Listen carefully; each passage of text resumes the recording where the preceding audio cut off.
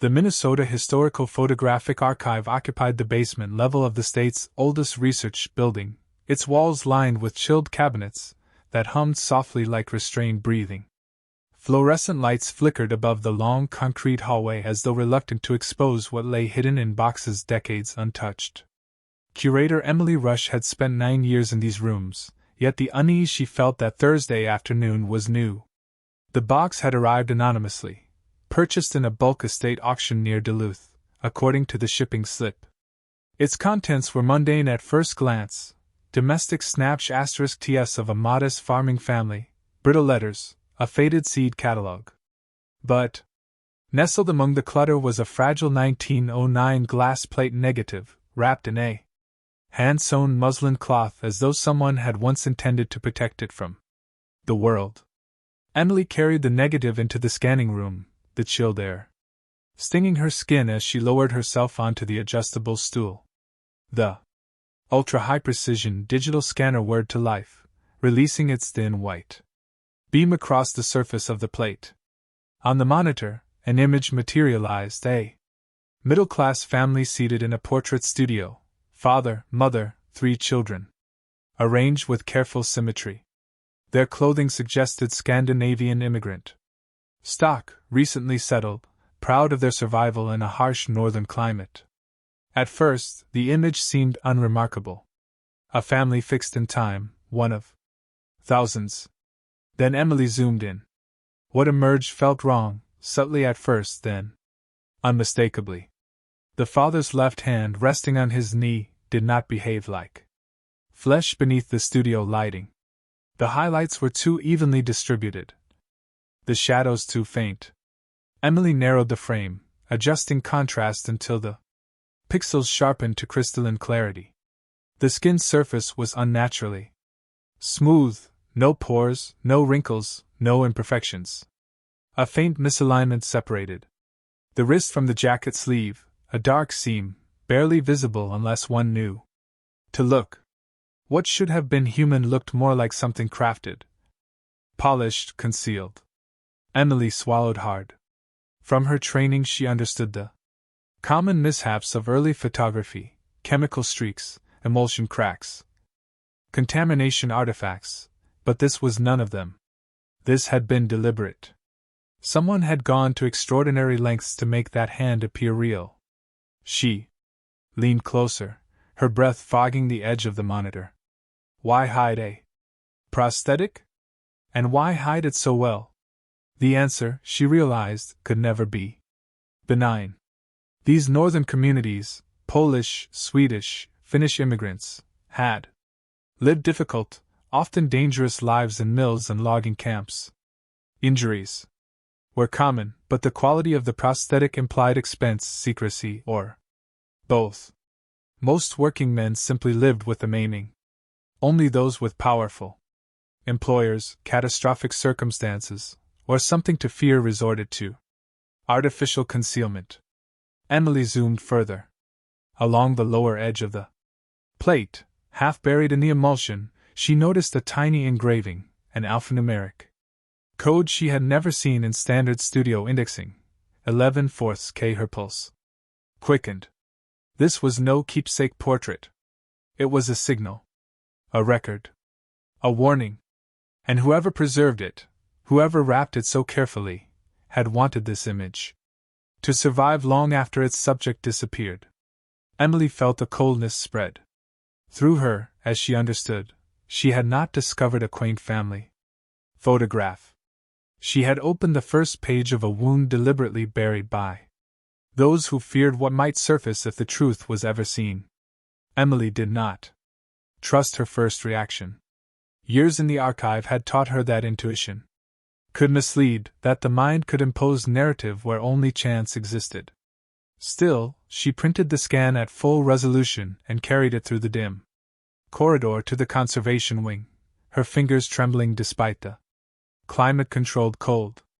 Dr. Mark Davidson, materials historian and specialist in early prosthetics, occupied a small office overflowing with wooden limb models, brass joints, and fragments of 19th-century medical apparatus that looked more punitive than therapeutic. He peered up as Emily entered, adjusting his wire-rimmed spectacles with the same precision he applied to everything he touched. "I have something unusual," she said, handing him the print. He studied it for several minutes without speaking. His silence lengthened, and Emily knew enough not to interrupt. Finally, he lifted the photograph closer to the lamplight. "This is not a standard prosthesis," he murmured. "See how the wrist line is hidden under the jacket? And the texture, too even. Whoever made this intended it to pass as real flesh. That required significant SK*LL and expense." Emily exhaled slowly. "Why hide it?" "Injury stigma," he replied. "But more often, concealment was linked to liability. If a worker lost a limb in an unregulated job, timberyards, off-the-books mills, lumber drives, the employer would deny responsibility. Some mutual aid groups paid for prosthetics so workers could appear whole again, avoiding questions that could bring retaliation." He motioned her toward his desk, where he retrieved a binder filled with early 20th century industrial documents. "Here's the key detail. Around 1900, certain underground portrait studios created coded images for labor archives. They served immigrant protection networks, Polish, Finnish, Norwegian associations operating outside state oversight." Emily leaned closer. "Then what about this?" She revealed the tiny engraving, 11/4 K. Davidson froze. "Where did you get this?" "It's etched directly into the negative." He rubbed the back of his hand anxiously. "I've only seen similar markings twice. They corresponded to accident severity categories in an early mutual aid registry. K was the identifier for employer negligence. 11/4 could reference the month and class of injury, or the ledger series. So this portrait wasn't sentimental," Emily whispered. "It was documentation." Davidson nodded grimly. "A survival record. A claim for aid if the worker had to flee." Emily's thoughts sharpened. If the father's hand was prosthetic, and if a coded registry mark accompanied the portrait, the photograph was part of a hidden network that protected those silenced by their employers. She felt again the deliberate care with which the plate had been wrapped, as though the owner had understood its danger. "Do we know who the family is?" Davidson asked. "Not yet," she replied. "But I'll find them." Back in the archive, Emily retrieved census microfilms, tax logs, and accident ledgers. She moved with a focused rhythm, handling each brittle page as one might handle testimony. By mid-afternoon, she uncovered a 1907 record from North Timberline sawmill listing multiple injuries. One entry noted, "Worker H. Larson, left-hand loss, personal negligence." Emily frowned. The phrasing felt rehearsed, its vagueness suspicious. Mill owners use such language to shield themselves, blaming the injured, never the machines or conditions. Cross-checking immigration registers from 1906 to 1909, she found fragmented references to a Harold Larson, Swedish-born, father of 3, relocating between Duluth and Superior. Yet the records never aligned cleanly. Some listed him as absent, others omitted him entirely. And in 1906, a fire destroyed the mill's reporting office, erasing payroll evidence for that year. Emily returned to the scan of the portrait, examining the father's posture. The shoulders, the angle of the jaw, the slight inward tilt of the torso, all matched descriptions in community aid roles she found from that same period. The pieces cohered painfully: injury, forced relocation, falsified records. Near closing, Davidson reappeared, holding an object wrapped in acid-free tissue. "I thought you should see this," he said. Inside lay a partial prosthetic hand dated 1908, crafted by a Lake Superior artisan known for discreet work with labor refugees. "This technology," he said, tapping the smooth wooden palm, "matches the texture in your photograph." Emily felt a chill. A portrait meant not to commemorate, but to protect. A hand crafted not to heal, but to hide. Something larger than a family misfortune waited behind that image, something constructed quietly beneath official history, an undocumented network of lives preserved only through codes, shadows, and the stubborn will to survive. By the next morning, Emily felt the photograph's silence tightening around her like a demand. The father's face, calm but strained at the edges, seemed to watch her as she sifted through county records, stack after stack forming a paper barricade around her workstation. Every document she touched carried another fragment of the forgotten. She began with the sawmill accident reports. North Timberline had operated on the outskirts of Duluth between 1898 and 1908, its ledgers notorious among historians for vague descriptions and missing pages. Fires, ownership transfers, and misfilings had conveniently erased crucial years of labor data. Still, a few surviving entries revealed enough to unsettle her. The 1907 volume contained 10 injury notations, 3 deaths, and one line that troubled her more each time she read it. H. Larson. Left hand loss. Cause personal negligence. The handwriting wavered, as if the clerk had been pressured to finish quickly. Emily compared this entry with earlier sawmill files. When injuries had been genuine accidents, logs typically included tool type, time of day, weather conditions. Here none appeared. The emptiness was damning.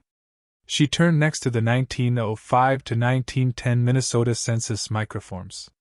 Households appeared and vanished with the mobility of migrant laborers, but one pattern drew her attention: a Harold and Catherine Larson, with children Oscar, Lillian, and baby Carl, listed in 1905.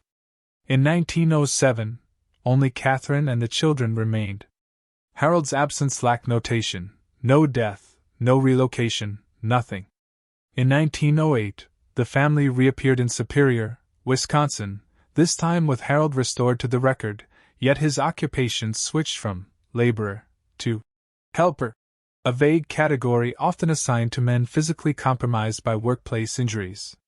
His listed age changed slightly too, as if whoever provided the information was unsure whether accuracy would attract danger. Emily took notes methodically, her handwriting stoic even as her stomach clenched. This wasn't simple migration. It was concealment. She then examined the Duluth Immigration Registry. The pages had faded almost to transparency, but she could still trace the faint cursive lines. Beside the Larson name she found 2 strange notations, a small X in the margin and a crossed-out date of arrival. Such marks, she knew, were sometimes used internally to designate families receiving unofficial assistance, those whose existence required careful navigation around employers eager to avoid liability. By midday, her desk was covered in scattered fragments, clipped reports, half-obliterated signatures, maps of sawmill districts. She sensed a shape forming, something skeletal and grim. To deepen her understanding, she retrieved a collection of oral history transcripts assembled decades earlier by a graduate student documenting labor injuries along Lake Superior. Many testimonies came from descendants with memories passed down through hushed family stories.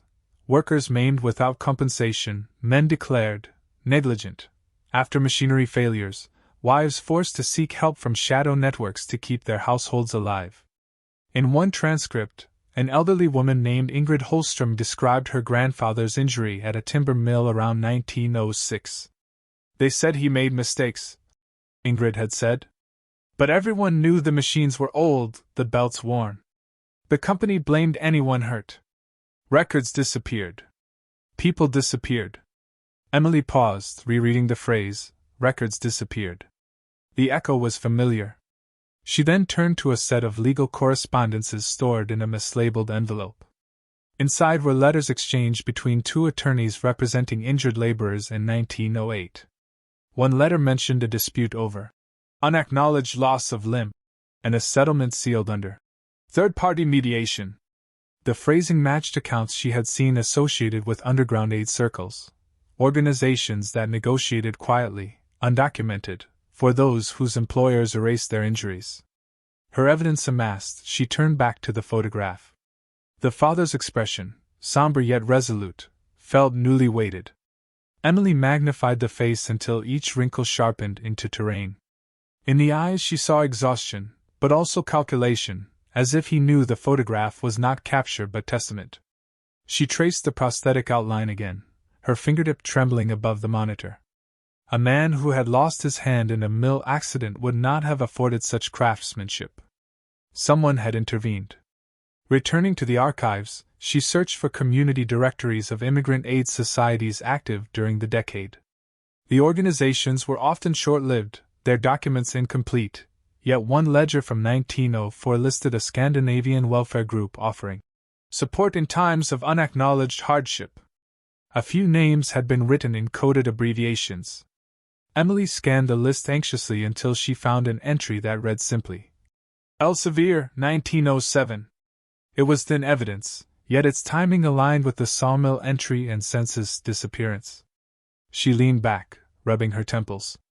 The story emerging was not of a single injury, but of a man erased, reinserted, then protected by those who refused to let him be ground beneath industrial machinery and corporate indifference. As the archive lights dimmed into evening mode, Emily realized she was no longer chasing a mystery alone. The family had left a trail, the encoded photograph, the fractured records, the faint markers of an invisible coalition, just enough for someone, someday, to reconstruct the truth. Emily whispered into the quiet room, as if speaking to the portrait's subjects across the century. I see you. I see what they tried to bury. For 2 more days, Emily descended deeper into the archive's lesser-used storage ranges, rows of dented gray boxes that volunteers rarely touched, each labeled with cryptic abbreviations left behind by long-retired archivists. Dust rose in faint spirals as she pulled out a carton marked MWBC/1901-1912, its lid soft from age. She placed it on a metal table beneath the pale overhead light. Inside lay what she didn't yet know she had been looking for. Folders tied with deteriorating cotton ribbon contained lists of names in Swedish, Polish, and Finnish script, along with receipts printed on tissue-thin paper, coded ledgers, unsigned letters, and pamphlets written in several languages. At the bottom, beneath torn broadsides, she found a bound volume stamped faintly with a circle enclosing 2 crossed pine branches, Minnesota Workers' Benevolent Circle. Her breath steadied. She had heard the name in passing, rumors of an early 20th century group that had operated quietly along the timber line, but historians had dismissed most claims due to lack of documentation. Employers, she knew, had every reason to destroy traces of worker solidarity. Yet here, in her hands, was a primary register. She opened the ledger carefully. The first pages outlined the circle's purpose in plain language: support for injured workers denied compensation, safe housing for families threatened by employer retaliation, funds for medical aid when doctors refuse treatment without company permission, discreet relocations for those facing blacklisting. What struck her most was the list of affiliated trades: sawmill hands, ore dock workers, railroad switchmen. All occupations marked by danger, all populations vulnerable to exploitation. As she turned the pages, she noticed a patterned system. Injuries were categorized using letters, with K marking cases caused by verified employer negligence. Numbers provided month and severity. The codes matched the etched symbol on the Larson photograph. Her chest tightened. This was the missing key. At page 92, she found what she feared and hoped for simultaneously. A ledger entry noted simply, 11/4 K, family portrait created, assistance authorized. No surname was written, only initials used internally to protect identities. But the timing, code, and description aligned too precisely to be coincidence. The Larson family had indeed been claimed by the Benevolent Circle. The portrait, Emily now realized, had been created not for memory but for authentication. Members needing aid, legal or financial, traveled with such coded images to prove their legitimacy.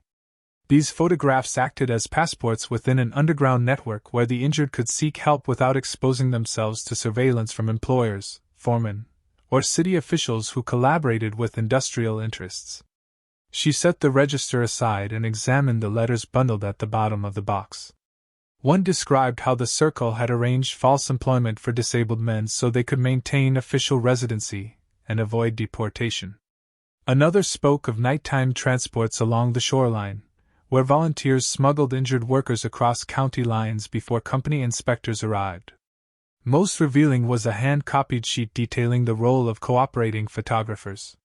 Studios willing to assist created domestic tableaus to disguise documentation as ordinary family portraits, embedding codes along the plate edges. They were instructed to avoid any hint of injury in the composition, ensuring the photograph could survive casual scrutiny. Emily imagined the Larson family sitting for such an image. The father's prosthetic hand deliberately positioned, the children arranged, the mother's expression held too long in the still air of the studio. And somewhere behind the curtain, the photographer quietly etching 11/4 K into the glass while the developer bath steamed faintly in the background. Another packet of papers provided first-hand accounts of joint operations between Scandinavian, Polish, and German mutual aid circles. These informal gatherings, held in boarding houses, church basements, abandoned rail sheds, shared information on dangerous mills, corrupt foremen, and families in need of covert support. One memorandum listed items provided to remote households: flour sacks, wood crates, prosthetic fittings, small cash allowances. Each note was signed only with initials. Near the end of the box, Emily uncovered a folded sheet containing maps sketched with trembling pencil lines. Dots indicated the circle's safe houses, mostly farmsteads on the outskirts of Duluth and Superior. One dot, placed near the shoreline, bore a small annotation: D. Home, Prosthetics.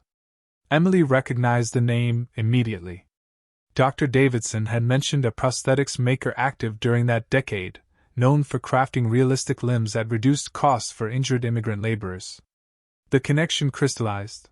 The father in the photograph had likely visited Holmes' workshop, perhaps trembling as a mold was made of his remaining arm, perhaps fearing discovery every time he left his home. The thought made her shut the box briefly, pressing her palms to the cool table. It was one thing to read records, another to feel the human urgency behind them. When she reopened the box, she found one last item, a circular announcing the circle's dissolution in late 1912 after increasing police pressure and several arrests. The group had scattered, leaving their archives hidden in basements and attics, fragments waiting for someone to gather them again. Emily stood motionless. The Larson portrait was no longer a curiosity. It was a surviving artifact of a clandestine coalition, an archive of resistance built by men and women denied recognition by the institutions meant to protect them. She whispered into the quiet. "They saved him. And they left us the proof." Emily returned to the archive before sunrise, the cold hallways echoing faintly beneath her steps. She carried with her the benevolent circle ledger, still open to the coded entry. A simple notation, 11/4 K, had become the hinge upon which an entire family's history turned. Now she needed the human voice behind it. Her search brought her to a separate collection, immigrant community notebooks, handwritten by volunteers who translated correspondence for families unable to read English. The volumes were fragile, their cloth bindings frayed, but she found what she was hoping for in the Swedish language section, an envelope labeled only CL/1909, in a hand both careful and exhausted. Inside was a folded letter translated into English by a community trustee. The original Swedish text had been copied beneath, its slanted script trembling with uneven pressure. The translator's note read, "From Catherine Larson, submitted to the community aid desk after her husband's injury." Emily smoothed the pages gently. "To Mr. Home, we thank you for the work you have done. My husband cannot yet write, but he asks me to say that your SK*LL has restored his courage. We will manage the fitting as you explained. He works slowly now, but the children do not fear him, as they feared the wound. When you told us the circle would assist until spring, I wept from relief.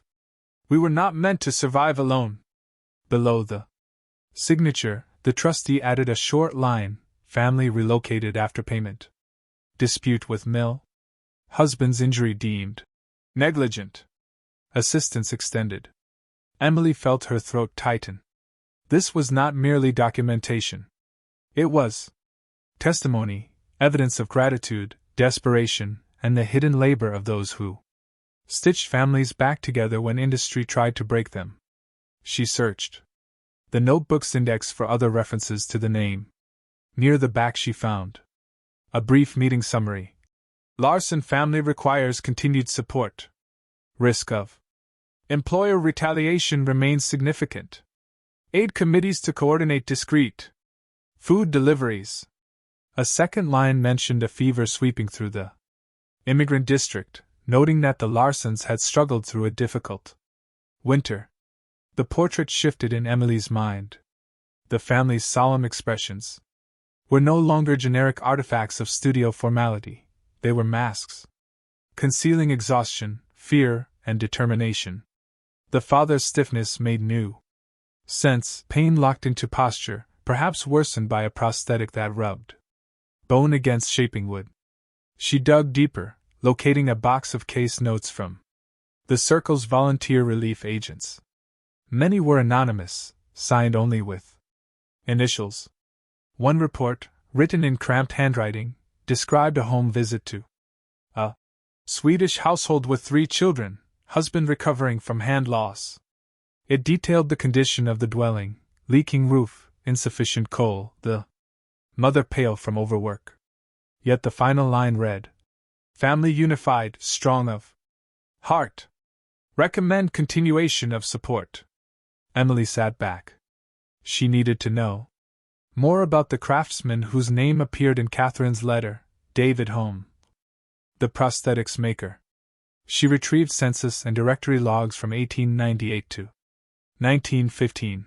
Holmes' listing appeared in several years. A small workshop near Lake Superior, known locally for carpentry and mechanical limbs.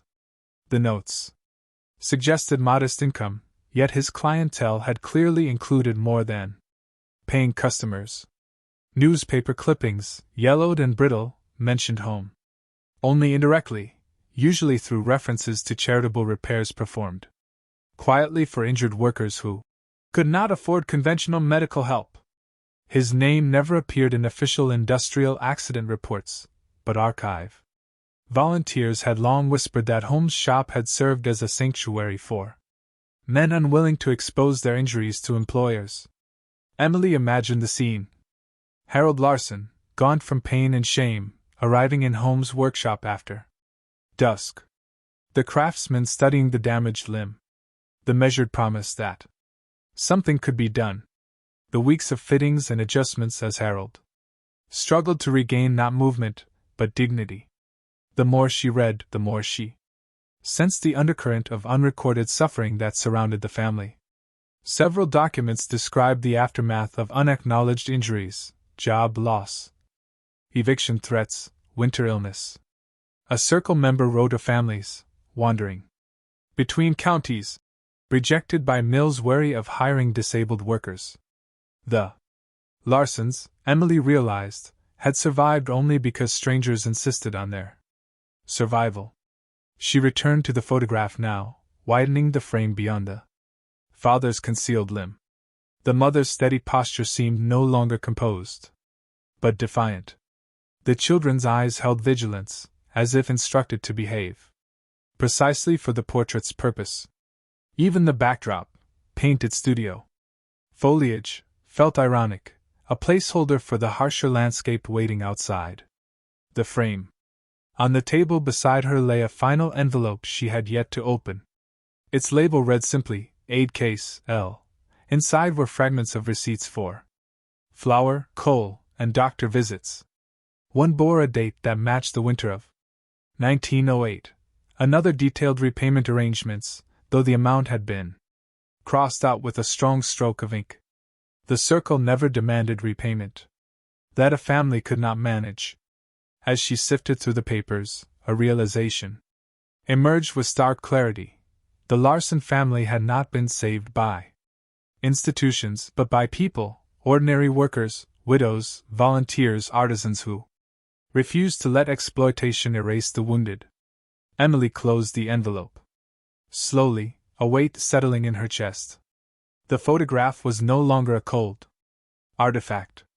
It had become a door, and through it she could feel the breath of a family who had endured winters of injustice, and still found ways to remain whole. 2 months after Emily compiled her preliminary findings into a modest genealogical forum post, careful, measured, written with the restraint of someone reluctant to make claims too bold, an email arrived in her inbox from a sender she did not know. The subject line read simply, "Larson Family Papers?" The message was brief, almost hesitant. "My grandmother kept boxes labeled Larson, 1906. Your post matches some of the details she told us before she died. If you're able to speak, I think I have something that belongs with your research." Hannah Miller, Salem, Oregon. Emily stared at the screen, pulse quickening. She replied immediately, and 2 days later they spoke over a glitching video call. Hannah appeared in her early 40s, her face lit by the soft glow of a desk lamp. On the table beside her sat several worn cardboard boxes, their lids buckled by time. "My grandmother said our family had stories she didn't fully understand," Hannah explained. "She kept everything. I didn't know what to do with these until I found your post." She opened the first box carefully. Inside lay letters, brittle envelopes, a broken brooch, and at the bottom, wrapped in aging linen, a glass plate photograph. When Hannah lifted it toward the camera, Emily felt a chill run through her. It was the same portrait, the father, the mother, the 3 children, yet this plate bore something the museum's copy did not. Along the lower right-hand corner, etched with unmistakable deliberation, were additional markings, K. B/1909/R. Emily leaned forward until her forehead nearly touched the screen. "This is benevolent circle indexing," she said softly. "The B marks an accepted long-term aid case. R usually meant relocation authorization." Hannah swallowed. "So they were in danger. They were in need," Emily corrected gently. "And someone fought for them." Hannah placed the photograph aside and opened a smaller envelope tucked beneath it. Inside was a single handwritten note, the ink brown by age, the paper soft as cloth. "This confirms Harold Larson was never at fault. If forced to leave home, show this to Pastor Erickson." The handwriting was shaky, perhaps written in haste or fear. Emily felt the weight of those words settle into the space between them. "My grandmother said her family moved constantly," Hannah whispered. "Minnesota to Wisconsin, then south for a few years, then back. No one ever explained why." Emily nodded slowly. "Families marked with employer conflict were often pressured to disappear. The circle helped them move before retaliation could reach them." Hannah opened another envelope and removed a folded sheet that appeared to be a diary page. The edges were ragged, as if torn from a bound volume. The writing, Catherine's likely, was cramped, the lines crowded. "The children sleep. Harold's arm pains him terribly tonight, but he does not complain. The circle man said we must be ready by the week's end. If the mill sends someone, we must show nothing unusual. I pray the cold spares the little ones." Hannah's voice cracked as she read. Emily remained silent, her eyes burning. Another sheet followed, this one a receipt from Holmes' workshop, noting adjustments to a left artificial hand. Dated late autumn 1909. Next to it was a charcoal sketch, rough but careful, the outline of a prosthetic limb with annotations in Swedish describing joint tension and grip angle. Holm had been more than a craftsman. He had been a lifeline. Emily instructed Hannah gently on how to store the materials, how to rewrap the fragile plate. Hannah listened, but her expression had shifted. She no longer looked like someone sorting through inherited objects. She looked like someone meeting her own ancestors across a century. "It feels strange," Hannah said, "to know they were part of something hidden. Something bigger than just hardship." "It wasn't just hardship," Emily replied. "It was survival. And solidarity."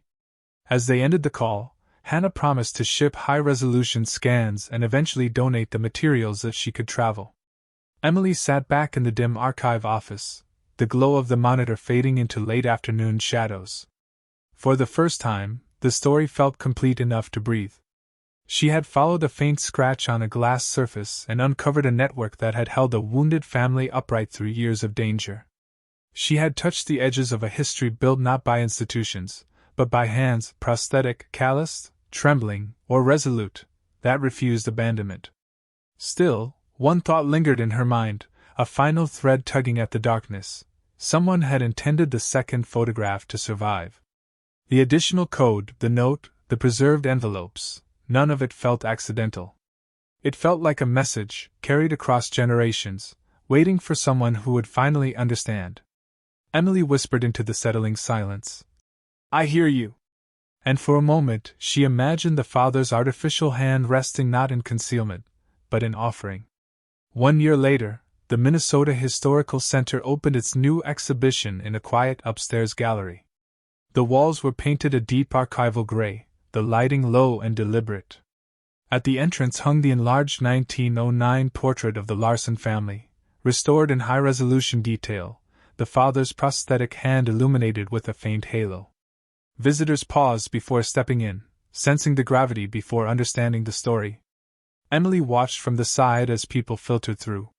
Panels displayed sawmill accident reports, coded benevolent circle ledgers, Holmes prosthetic diagrams, and clipped census fragments showing names struck out or shifted abruptly between counties. Near the center of the room, a case held the second glass plate photograph, the one Hannah Miller had uncovered, its etched markings sharp under controlled light. Hannah stood nearby, quiet, her arms folded as if protecting something fragile within herself. When she caught Emily's eye, she managed a small nod. The exhibition narrative unfolded slowly, drawing visitors into the hidden world of early 20th century labor survival networks. People murmured as they read about forged employment papers, night relocations, safe houses disguised as boarding rooms. Many lingered before Catherine Larson's letter, her plea for safety now preserved behind museum glass. One visitor whispered, "I never knew this existed." Another said, "They were completely erased, and yet they fought to stay alive." Emily listened without speaking. She felt no triumph, only a solemn recognition that the photograph, once a silent artifact wrapped in muslin, had become a voice. Near closing time, Hannah approached her. "I thought this would be about tragedy," she said quietly. "But it feels like something else." "Resistance," Emily answered. "The kind that leaves no monument. Only traces." As the lights dimmed, Emily stood alone before the portrait. The father's artificial hand, once mistaken for a flaw in the image, now revealed itself as the key to an entire hidden history. A small detail that opened the door to a world built on dignity, danger, and collective defiance. A hand that refused to vanish. A story finally returned to the living,